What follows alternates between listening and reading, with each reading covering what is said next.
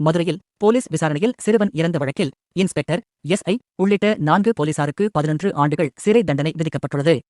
மதுரை கோச்சடையை சேர்ந்த ஜெயா என்பவரின் 17 வயது மகன் ஜனவரி 2019 24 இல் நகை திருட்டு வழக்கு தொடர்பாக எஸ் காலனி போலீசாரால் விசாரிக்கப்பட்டு உடல்நலம் பாதிக்கப்பட்டு இறந்தார்.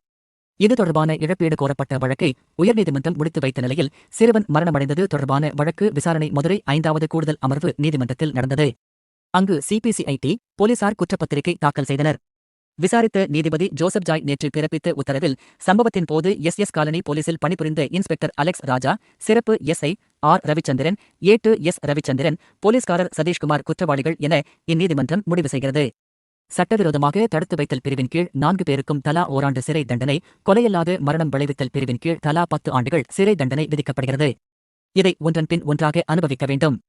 தலா 12,000 ரூபாய் அபராதம் விதிக்கப்படுகிறது. வழக்கு தொடர்பான ஆதாரங்களை அழித்த குற்றத்திற்கு உடந்தையாக இருந்ததற்காக இன்ஸ்பெக்டராக பணிபுரிந்த அருணாச்சலம் எஸ்ஐக்களாக இருந்த கண்ணன், பிரேம்சந்திரன் மற்றும் விசாரணையில் தெரியவரும் இதர நபர்களை கூடுதல் எதிரிகளாக சேர்த்து உரிய நீதித்துறை நடுவர் நீதிமன்றத்தில் கூடுதல் இறுதி அறிக்கையை சிபிசிஐடி போலீசார் தாக்கல் செய்ய வேண்டும்.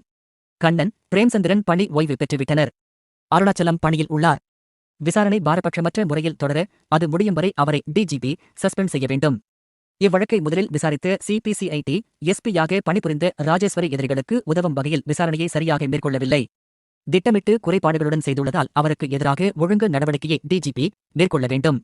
சிறுவனின் உடலில் இருந்த காயங்களை மறைத்து வெளிக்காயங்கள் இல்லை என தவறாக குறிப்பிட்டு விபத்து பதிவேடு வழங்கிய மதுரை அரசு மருத்துவமனையில் 2019 டாக்டராக பணிபுரிந்த ஜெயக்குமார், சிறுவனின் உடலை பிரேத பரிசோதனை செய்யாமல் சட்டவிரோதமாக எஸ்ஐயிடம் ஒப்படைத்த மருத்துவமனை நிலைய மருத்துவராக பணிபுரிந்த லதாவிற்கு எதிராக ஒழுங்கு நடவடிக்கையை மருத்துவக் கல்வி இயக்குநர் மேற்கொள்ள வேண்டும் என்று உத்தரவிட்டார்.